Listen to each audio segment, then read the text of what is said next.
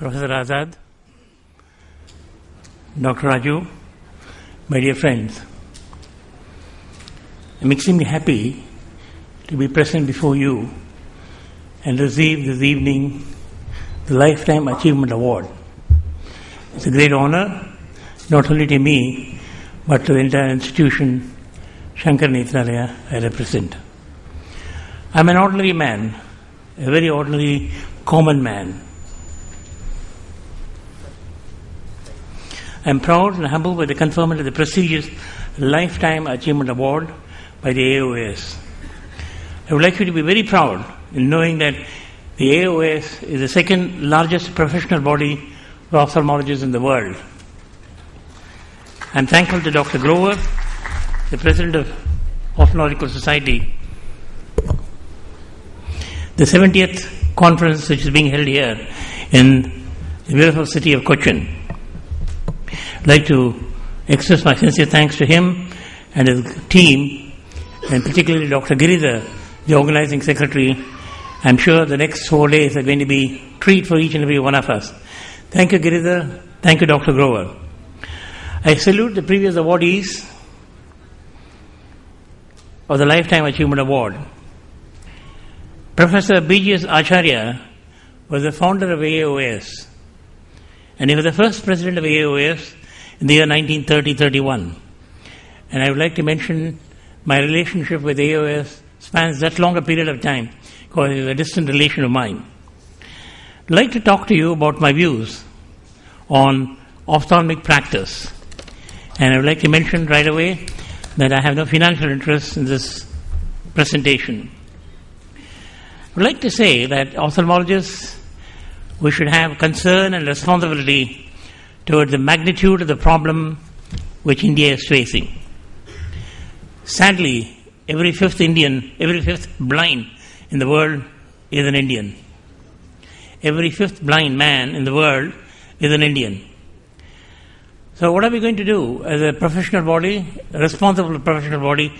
We need to do something. We can increase the number of postgraduate students and thereby increase the number of ophthalmologists over the period of time to serve the community. Induce the existing ophthalmologists to increase the cataract surgical rate. Consider cataract procedures which would be cost-effective and quality-oriented. Making available the services of unreachable areas.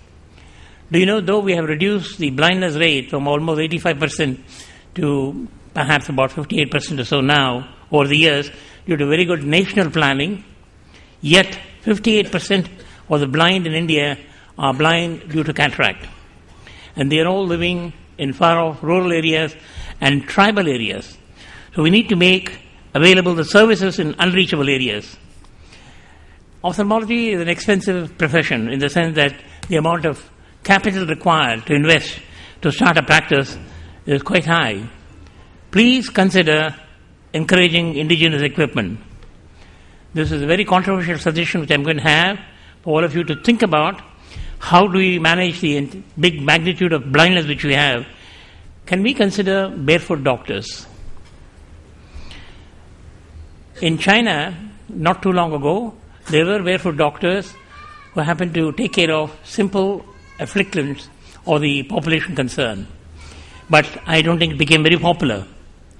But in Kenya, there are barefoot ophthalmologists who do cataract surgery, only cataract surgery, and they are trying to solve the problem of blindness due to cataracts in Kenya by having barefoot ophthalmologists. This is just for your thought. I wanted to share it with you. Let us not forget the other causes of blindness. There are corneal blindness, glaucoma, diabetic retinopathy, age-related macular degeneration, corneal diseases, etc. Now we train 950 postgraduate students per year in ophthalmology. Only about 950 for the entire year. We need to bring in innovations in the surgical training, which includes wet lab training. In wet lab, the young surgeon who is just stepping into ophthalmology practices the surgery on animal eyes, and he's also had one-to-one supervision by a master surgeon, so he's able to observe them and is able to also perform the surgery under his supervision. The master actually scrubs in and becomes the first assistant in the surgical procedures. This is a great method which is adopted in the United States. My residency training program in the United States was just that. We assisted a large number of consultants, and one of them will wash up and help you in the surgery, holding hands with you. Now, the latest thing as far as the training is concerned is the virtual reality surgical procedure, which you see in the last photograph there.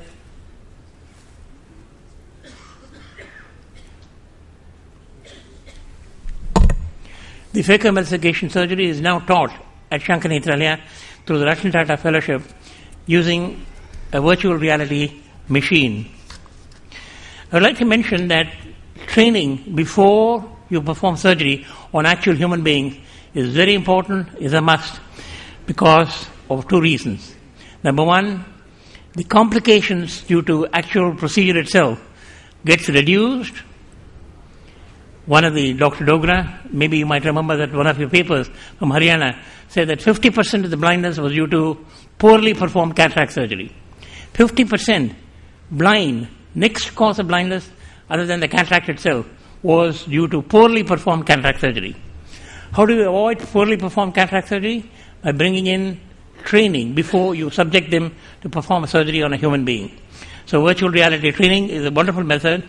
And I would like to say that Ratan Tata Fellows who have been trained were gauged as to how well they do. And they have, in about 91% of the patients operated, 6/12 or better vision, and the complications were less than 5%.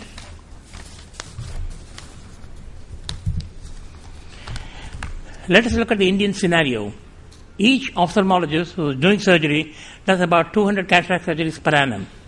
This is too small for the magnitude of the problem which we have. Unless we do at least 600 per person, I don't think we'll be able to catch up with the load which we have. So we need to make 1/3 of the ophthalmologists who are not doing any surgery, who is practicing medical ophthalmology, to get in and perform surgery, so that the number of persons performing surgery can be increased rather than thinking about barefoot ophthalmologists. If you can delay the formation of cataract by 10 years by attending to the risk factors such as protein deficiency. There's a beautiful paper which followed a Framingham study which indicated there is a protein deficiency in Punjab, and as a result of which there are more cataract than compared to the Framingham study. I hope I'm making myself clear, Dr. Dogra. There was a comparison between Punjab and Framingham in the United States. Very clearly they came out with a suggestion that if the protein intake among the Punjabis increased, then the number of cataracts would be much less. So protein deficiency, vitamin and trace element deficiency, exposure to UV rays, these are all the risk factors, very well known risk factors in cataract. So if you reduce the damage, we can reduce the demand for the disabling cataract surgery by about 45%. In India, the onset of cataract is around the age of 45 to 55.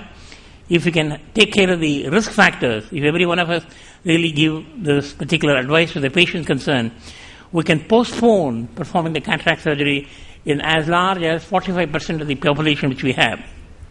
Now, next one happens to be quality. I told you about the Dr. Dogra's paper. More than 50% of the people in Haryana in one particular area had disabling surgical procedures, surgical end result. So if you have quality, I think many of these problems can be overcome. Manuals of practice systems and internal and external agencies such as the ISO, NABH and NABL are required to ensure adherence to the quality. AOS is doing a tremendous job.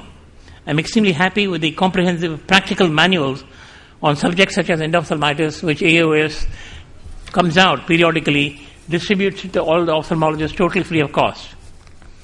Now, next important concept which Shankar Nethralaya has introduced in ophthalmology, which I take great pride in, is group practice.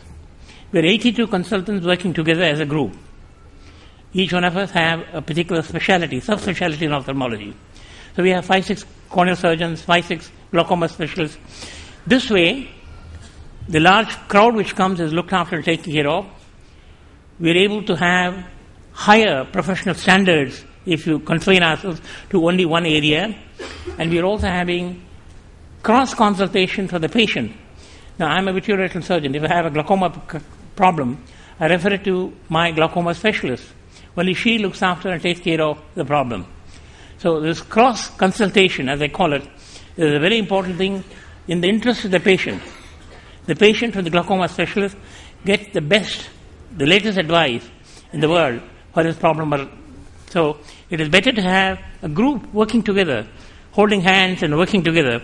So cross-consultation, second opinions are possible, and it is less expensive to the patient who doesn't have to physically travel from one place to another place, but all the specialties are available under one roof. For the group to cut investments for the group, this cuts the investments and ensures maximum utilization of the instruments and equipment and share the front and back office management. It provides an opportunity to spend more time with the family. Very important. We all like to have our own time with the family and spend time for reading, go on vacation, etc. If you have a group practice, there is somebody to stand in for you during your holidays. It provides you an avenue for taking care of a large number of indigent patients. That is one concept, group practice. The second concept happens to be, we in Shankar Nethralaya, which is a registered society, a non-profit organization, seek donations from the community. It's an organization by the community, for the community. The donations which you receive is used for buying a land, putting up buildings, buying instruments, equipment, which are extremely expensive, which we couldn't have done even with a bank loan. Our overheads would have become more, and cost per patient would have been very high. So we believe in getting help from the society, and we run the institution for the society. So it is by them and it is for them. Next one indicates to you some cost-saving measures which we follow in our institution. The next one tells you that NGOs play a very important role in management of bulk of cataract surgeries in India. Over 50% of the surgeries are performed by NGOs, so it is really very nice that we do have assistance and cooperation and help from NGOs like Sight Savers, Christopher Blender Mission, etc. G.V. Murthy et al., reporting on cataract surgeries performed in Gujarat in 2009, claimed that 84% of the cataracts were performed with an IOL. With regards to what type of procedure one has to advise for our masses. So here is a very beautiful report which says that 84% of the operations performed in Gujarat in this particular study, they had the surgery with IOL. So that is very good, very nice. And only 11% of them recovered 20/20 vision or worse. So that is also good. So the surgical skills are improving. It is very definitely that is what is needed for our masses. The next important thing which we have contributed, I can take pride about, I can be very happy and very proud about, is on education and training. And education and training is needed not only for the ophthalmologist, but also the team which forms along with you, the non-ophthalmologists. Now, it is required to improve both quality and the quantity. It's a little controversial area, but I would like to say that recertification, periodic recertification of ophthalmologists is very important to make the ophthalmologist to keep up to date.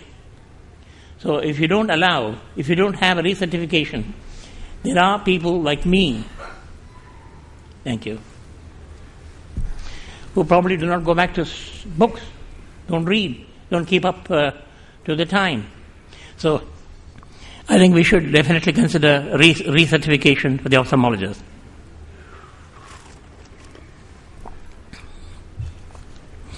Non-medical people, what kind of a training program are we going to give them? The Shankar Nethralaya Academy and LICO.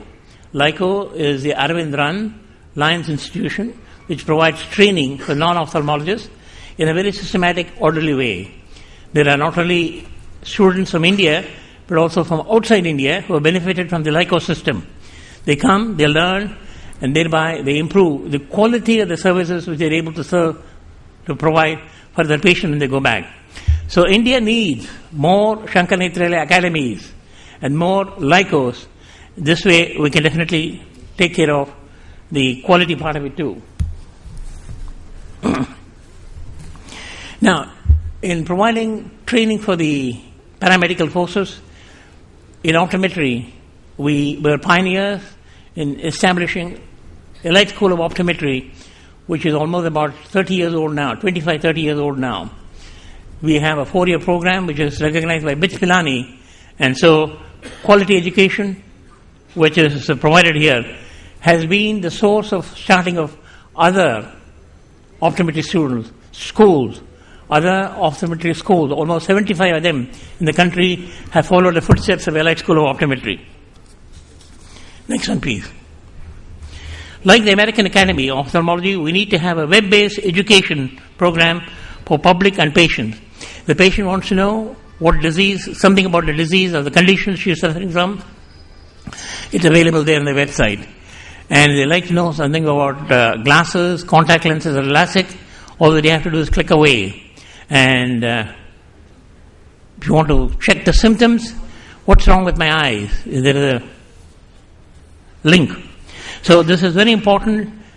Preventive ophthalmology, if you want this to grow in India, you must have education program which not only addresses the ophthalmologist, but also paramedics as well as lay public. Now, one more contribution from Shankar Nitralia, electronic medical records. You see on the left-hand side upper corner, a patient standing in front of the secretary who fills in the demographic details. On the right is Dr. Sudhir, who has done enormous amount of work. I can even call him as the father of electronic medical records for ophthalmology here in India. So Sudhir is now entering the data using the computer available in his office. Why do we have to go for electronic medical records? One must maintain medical records of every patient, which we have done since 1970, in order to have details about what the patient had in the earlier visits. This helps you, particularly in the management of glaucoma, etc., in understanding as to how the disease is getting under control or progressing. Now, teleophthalmology is an interesting concept which we have introduced. The bus which you see on the lower right-hand corner goes to villages and urban tribal areas, and one can perform a complete eye examination inside the bus. All the instruments and equipment which you use for performing an examination in the hospital are there. So patients brought in by an optometrist. There is no doctor inside the bus. He examines the patient, sends all the details through the antenna which is there in the top of the bus. Good, thank you. At the top of the bus, so that the basic information is available with the patient. And after the examination, the slit lamp photography, the fundus photography are all transmitted through the antenna, and the doctor in the hospital, as you see on the right hand side lower corner, sees the patient, interacts with the patient, and gives a diagnosis and gives what the treatment should be. Next one, please. This is another beautiful new concept which we are about to provide, which we are about to launch for the people of India, a mobile operation theatre. The one on the right hand side is the operation theatre, one on the left hand side is the prep room, and on the right you have the preparatory area, and on the left you have an operation theatre which has an operating microscope and a phacoemulsification machine. So this is a Pakka operation theatre available in the rural areas, and hopefully this will get accepted, Dr. Azad, by the Government of India, and hopefully we'll be able to bring it to rest of the places in the country. The next one is an interesting concept, e-learning. In our institution we have e-learning for all the ophthalmologists. Ekaleva.com is the e-portal's name. All of you can register, it's free of cost, and whatever the education material which we load, it is all available to you. We have grand rounds, we have special web streaming where visitors come from outside India, and so it's a good educational portal, And so video conferencing and web streaming are possible through the e-learning procedure which we have, which is very helpful, particularly for paramedical forces. Next one, please. So what is CDSS? It's the Clinical Decision Support System. If you happen to enter symptoms in the eye, it will provide you a diagnosis, what it could be. Is it a conjunctivitis? Is it an acute glaucoma? And if you happen to add your findings, symptoms, thereafter findings, it will narrow it down further. And if you happen to add investigations like field tests, etc., it will narrow it even further. The Clinical Decision Support System helps you, particularly for junior doctors, to come to a definitive, correct diagnosis. It gives you references. It gives you treatment, what one should do. So this is available very shortly, and I'm very happy to inform you all that the first system was sold to China. Next one, please. This is National Knowledge Network. The entire country is now provided with an optical network, one part to another part. So IIT, which has a shortage of trained, experienced speakers, teachers, uses the national network. A professor from Guindy can be teaching a course in Kharagpur. So there are students who assemble, they can ask questions, and exams are held. So this way, using the modern developments, one can really improve the education too. What is Knowledge Network going to do for ophthalmologists? It's going to make available medical records in your office, if you want it, in your office, at your doorsteps, without any additional extra cost like large amount of money to be spent on software or on servers, etc., etc. Let me also tell you that education is possible through national network. Classes which are held in one part can be seen in another part. So now national knowledge network and hooking up is going to be important development in the course of time. Next one happens to be on research. Research, every institution, every major institution, every medical college should be involved not only in good quality, cost-effective practice of ophthalmology, but also teaching and training and also research. In the earlier days, I happen to remember having asked one of my friends to make a cautery, a portable cautery, ophthalmic cautery. This is 1970, I should say. Very recently, we have developed a brachytherapy plaque working with BARC Atomic Energy Commission in Bombay. So such innovations are an addition to our armamentarium in the treatment of patients.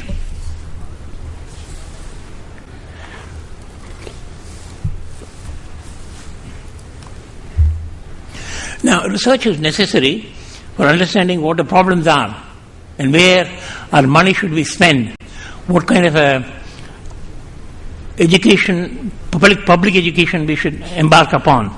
So, in Chennai glaucoma study, which is a very well done performed study by Dr. L. Vijaya, we have found out that there is at least 8% of the people, 8% above the age of 40 years in India is either suffering from glaucoma or at risk of glaucoma disease. 90% of them have not been identified. This is a great public ophthalmology problem, and we need to have such epidemiological studies should be performed by every major institution in India. Next one, please. Also indicate that those who are not aware that they had a disease were asymptomatic, and there are 24 million people in India to have angle closure disease. Angle closure, glaucoma, is known to be more prone, more prevalent among the Indians, among the Mongolese population, and so this is interesting. So we have such a large number, so we are looking at various aspects of it now. Next one, please. We performed a large epidemiological study running for about almost 6 years or 7 years on diabetic retinopathy. Can you believe this information? That 25% of the population of India are diabetics. Just diabetes. 25% of the population. This is a huge, big number. 1/6 of them have diabetic retinopathy. This is where we come in. It's a mind-blowing public health problem, and we need to be aware of it. And such studies help us, and this is one of the studies, diabetic retinopathy study known as SN Dreams. Thank you. Next one, please.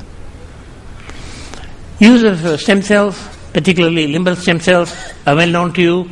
Corneal graft with the limbal stem cells have better prognosis. But the most important, interesting news which I'm going to share with you is we have developed a method of growing cornea, a human cornea, with all the layers, artificially in a petri dish using pluripotent parthogenetic stem cell. Hereafterwards, perhaps the course of maybe another 5 years or so, we may not have to depend upon donor corneas for corneal transplant surgery. Next one, please. Likewise, we have used nanotechnology, and we have found out that in the treatment of retinoblastoma, instead of giving chemotherapy which affects all parts of the body, if you have a targeted nanoparticle which gets attached to the EpCAM body, the antibodies, EpCAM, we can probably treat these with least amount of side reaction complications. Next one, please. Now, we are one of the early runners in detecting mutations in RPE65 as a cause for severe retinal dystrophy. We couldn't proceed anything further. But now, gene therapy is available. Gene therapy is available in the Western countries. We could have perhaps also continued our research with the RPE65 gene if we had had enough money, resources. So that is one of the major problems for research in India. Next one, please. So the organization, like for example, Shankar Nethralaya, should have broad objectives. So it should help patients, it should do teaching and training, it should do research. And you must have professional approach in administration and healthcare. There must be credibility, transparency and accountability. And it is a charitable organization. We take care of a large number of patients totally free of cost. 1/3 of the patients who are operated in Shankar Nethralaya are taken care of totally free of cost. So it must have a charitable nature, because India, 75% of the people live below poverty line. India has to have an affordable healthcare provision. So this is one of them. So next one, please. Future for India. I'm going to talk about it in the afternoon today. This is the last slide. And I would like to say future for India is very bright. And how does this Oracle of Delphi prophesy that? I'd like to say that how beautiful the Indian Orthonautical Society is conducting its meetings now, the 70th meeting which we are seeing now, compared to what it was about 10-15 years ago. I would like to particularly acknowledge the organizers of this meeting and making it so good and so well attended. The number is about 6,000, isn't it? 6,000 ophthalmologists are practically attending this function. Yes, sir. Thank you.